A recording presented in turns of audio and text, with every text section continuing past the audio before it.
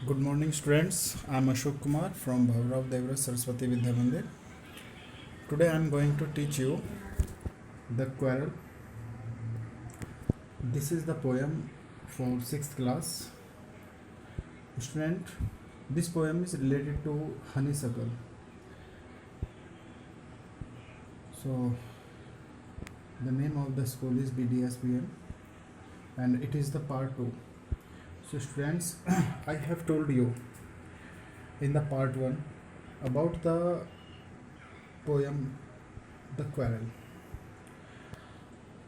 Students, in this poem, two brothers started to fight each other. उन्हें starting में ये नहीं पता होता है कि जो उनके इशू क्या थे, क्योंकि इशू जो था यानी कि मामले जो थे वो इतना ज़्यादा छोटा था कि उन्हें याद ही नहीं है। लेकिन जो एंड होता है उस क्वारल का वो बहुत ज़्यादा स्ट्रॉन्ग होता है और वो एक दूसरे से हिट करना स्टार्ट कर देते हैं। लेकिन जैसे ही दोपहर होती है तो उन्हें एक दूसरे से बहुत ज़्यादा फीलिंग्स आती हैं। अब क्या होता है कि इवनिंग में जो एक फ्रेंड जो उसका दूसरा भाई होता है वो कहता है कि सॉरी मांगता है कि मेरी ही गलती थी। अब जाकर दूसरे को लगता है कि शायद वो मेरी गलती थी।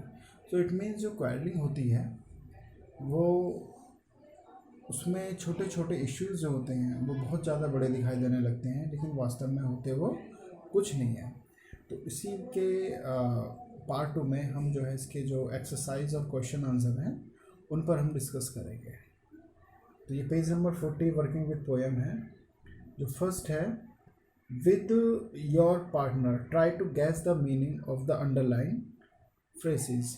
जो इसमें जो अंडरलाइन फ्रेसेस हैं उनके मीनिंग को गैस करना है। फर्स्ट है, and somehow we fell out. तो इसमें मैंने जो लास्ट जो पोएम मैंने कराई थी उसमें था कि and somehow we fell out, it means starting quarreling, यानी इट मीन्स जो टू ब्रदर्स होते हैं वो जो है वो क्वारलिंग स्टार्ट कर देते हैं, झगड़ा शुरू कर देते हैं। सेकंड है, द आफ्टरनून टर्न ब्लैक। जो इसमें आफ्टरनून होता है उसमें वो टर्न ब्लैक हो जाते हैं। यहाँ पर टर्न ब्लैक का मीन्स क्या होता है, आफ्टरनून में उनकी जो लड़ाई होती है और वो धीरे धीरे नाइट तक आ जाती है। इट मीन्स वो जो क्वारलिंग होती है वो एक बड़ा रूप ले लेती है और वो नाइट तक वो एक दूसरे से हेट करने लग जाते हैं। लेकिन नाइट के बाद क्या होता है कि जो दूसरा उसका भाई होता है वो उसकी बैक को पैट करता है, थपथपाता है और उसके बाद वो सॉरी मांगता है। तो इसमें जो दूसरा जो यानी कि पॉइंट जो होता है उसे लगता है कि शायद मैं ही गलती पर था। सो इसमें नेक्स्ट क्वेश्चन है, read this lines from the poem. तो फर्स्ट लाइन है, one thing led to another, यानी कि जो वन इशू था उससे दूसरा इशू भी क्रिएटेड हो जाता है। And the second is the start of it was slight. जो क्वारलिंग की जो स्टार्टिंग थी वो बहुत ज़्यादा स्लाइट थी।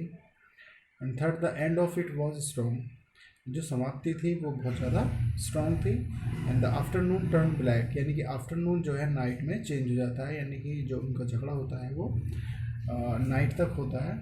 Thumbed me on the back, thumb का मीन्स मैंने बताया पैट इट, यानी कि थपथपाना। तो इसमें इनका फर्स्ट जो पॉइंट है आपका, one thing led to another, इसका मीनिंग है one reason led to another reason. जो एक रीज़न होता है उसके कारण से दूसरा कारण क्रिएट हो जाता है, बढ़ जाता है, यानी कि एक मामले से दूसरा मामला भी बढ़ जाता है। सेकंड है, the start of it was slight, यानी कि स्टार्ट का मीन्स जो कि स्टार्टिंग थी वो बहुत ज़्यादा स्लाइट थी। इसमें क्या है, the quarrel started with A small issue. जो क्वारलिंग थी, झगड़ा जो था वो एक छोटे से मामले से शुरू होता है। And the third one is the end of it was strong, यानी कि लेकिन जो क्वारलिंग का जो एंड था वो बहुत ज़्यादा स्ट्रॉन्ग होता है। It means the end of fight turn into harshness, यानी कि जो झगड़े का जो अंत होता है वो बहुत ज़्यादा हार्शनेस होता है, कठोर होता है।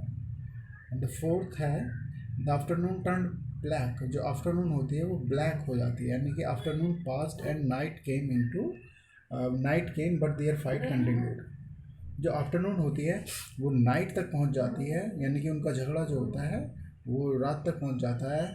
And the last is thumbed me on the back, यानी कि जो उसका ब्रदर होता है वो उसके बैक पर पैटिड करता है and the quarrel came to an end, और जो क्वारल होता है वो समाप्ति पर आ जाता है। तो इसके साथ स्टूडेंट्स आपको ये जो पोएम है वो लर्न करनी है, और ये जो क्वेश्चन आंसर हैं और जो एक्सरसाइज है ये आपको फेयर नोटबुक में कॉपी करने हैं। आशा करता हूँ कि आप लोगों को ये जो पोएम है अच्छे से समझ में आ गई हो। So from tomorrow we will start the next chapter. Thank you बेटा।